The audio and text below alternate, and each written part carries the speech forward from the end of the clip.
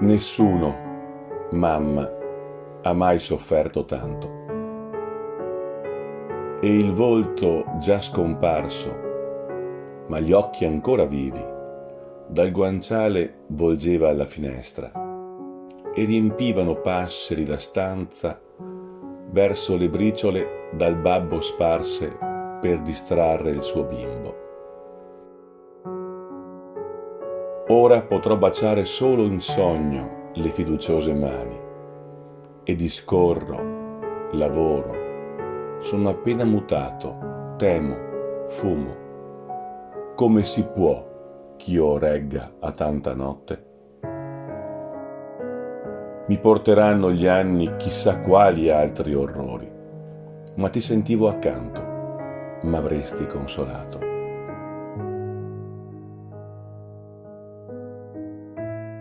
Mai, non saprete mai come mi illumina l'ombra che mi si pone a lato, timida, quando non spero più.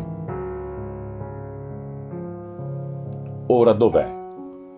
Dov'è l'ingenua voce che in corsa risonando per le stanze sollevava dai crucci un uomo stanco? La terra l'ha disfatta, la protegge un passato di favola. Ogni altra voce è un eco che si spegne, ora che una mi chiama dalle vette immortali. In cielo cerco il tuo felice volto, ed i miei occhi in me null'altro vedano, quando anch'essi vorrà chiudere il Dio. E t'amo, ed è continuo schianto.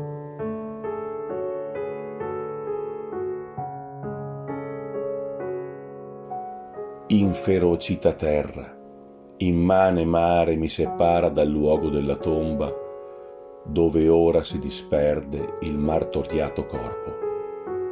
Non conta. Ascolto sempre più distinta quella voce d'anima che non seppi difendere quaggiù.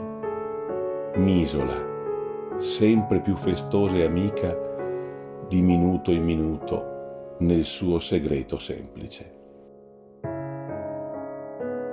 Sono tornato ai colli, ai pini amati e del ritmo dell'aria il patrio accento che non riudrò con te. Mi spezza ad ogni soffio. Passa la rondine e con essa estate, e anch'io, mi dico, passerò. Ma resti dell'amore che mi strazia non solo segno un breve appannamento se dall'inferno arrivo a qualche quiete. Sotto la scure il disilluso ramo cadendo si lamenta appena, meno che non la foglia al tocco della brezza.